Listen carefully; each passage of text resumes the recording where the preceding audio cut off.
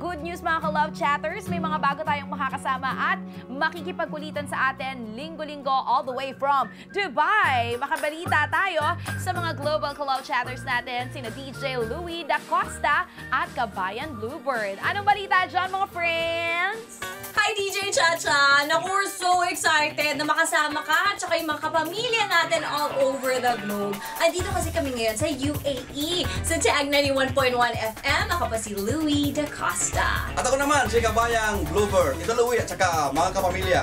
May isa tayong kaibigan na naging isa ng advice. Mala forbidden love ang problema nila. Naku, mahirap yung mga ganyang forbidden love. Kasi diba, imagine mo, within your relationship pala, ang dami ng mga problema, diba? Yes. So what if po yung mga nasa paligid mo, all around you, mga kontrabulatin? Ay, correct ka dyan. Saka pink pa yung correct. Pink? Ganyan. Alam, pink yung bulate.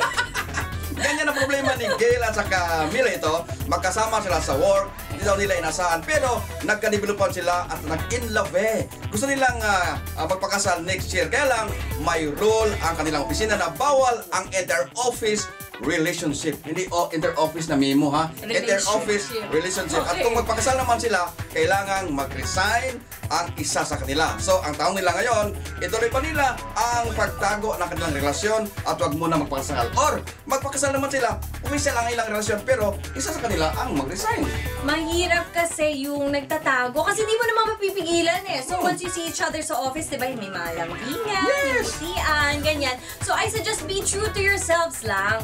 And then, since next year pa naman yung kasal, edi ngayon pa lang maghanap ka na ng work. Eh, totoo yan. Sa akin naman, ako, nung kabataan ko, may crush ako sa opisina. Yung pinagtrabahoan ko, dati. Okay. Yung dati. So, mahirap itago yung nasa sa loobin mo. Kailangan ipalabas. Kailangan, hindi mo nasa lalabas talaga eh. So, advice ko kay Gail at saka Milo, keep your relationship open at saka, sige, mag-resign yung isa. Pwede.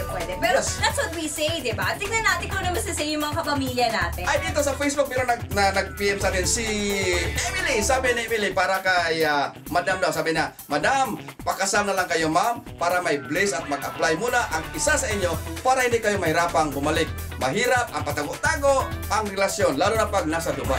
Si Guillermo Villarte naman, sabi niya, ang trabaho hindi nauubos yan, pero ang nagpapakasal, konting-konti na lang. Ano ba mas importante sa inyo? Yung mahalaga sa inyo yung work nyo o yung relasyon nyo? Doon pa lang makakapag-decide ka na. Eh, sabi ni Wing sa Facebook, if okay naman yung kita ni boy at kaya naman niyang itaguyod si girl, so mag-resign naman si babae kasi lalaki naman yung buboy sa babae.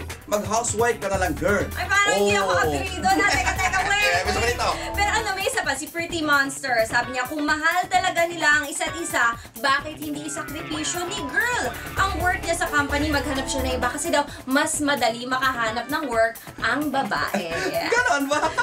Ikaw, kapamilya, anong masisay mo? Naku, basta you have a problem kahit ano pa yan, mapa-love life, yung buhay abroad, pag-usapan natin here sa You Say, We Say. Kahit saan ka man sa mundo, pwede kang magpadala ng mensahe sa Facebook ng Tag Radio. Hanapin lang ang facebook.com/tag911AE.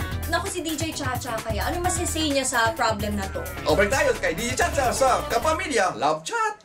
Thank you so much, Kabayan! Well, para sa akin, siguro kailangan i-weigh mo muna ano bang mas mahalaga sa'yo ngayon, trabaho o love life. At saka yung bang tao na yan worth it, na tipong maghahanap ka ng ibang work para dyan sa tao na yan? Sino sa inyo ang dapat humanap ng trabaho?